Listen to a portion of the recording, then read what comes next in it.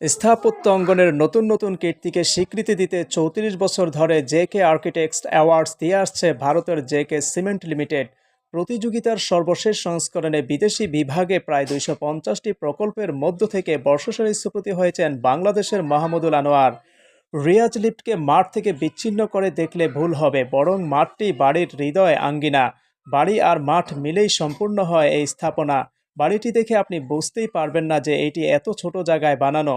পুরো বাড়িটি সাদা, প্রথাগত জানালার বদলে বড় বড় কাচের দেয়াল ব্যবহার করা হয়েছে।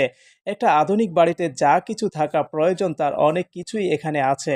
কেন্দ্রীয় শীতাতাপ নিয়ন্ত্রণ ব্যবস্থা, জেনারেটর, লিফট, সিঁড়ি, স্টোরেজ, ড্রয়িং কিচেন, বাগান, পার্কিং, বাথরুমে জ্যাকুজি বাথটাব, সুইমিং পুল, হুইলচেয়ারে ওঠার ব্যবস্থা, কেয়ারটেকারদের জন্য আলাদা থাকার জায়গা।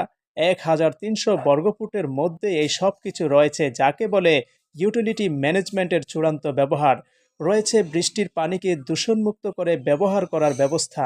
বাড়ির প্রায় সবখানেই রয়েছে পরোক্ষ আলো, ইনডিরেক্ট লাইটিং ব্যবহারের সুযোগ। বাড়িটি কংক্রিটের কাঠামোয় তৈরি, ফলে পুরো ভবনটা একসঙ্গে তোলা হয়েছে। ইট ব্যবহার করা হয়নি বললেই চলে। আর সবচেয়ে গুরুত্বপূর্ণ হলো মাঠটাকে অনেকটা বাড়ির এক্সটেন্ডেড অংশ বা উঠানের মতো করে চোখের সামনে রাখা। নিউজ ডেস্ক, নাজিম রহমতুল্লাহ।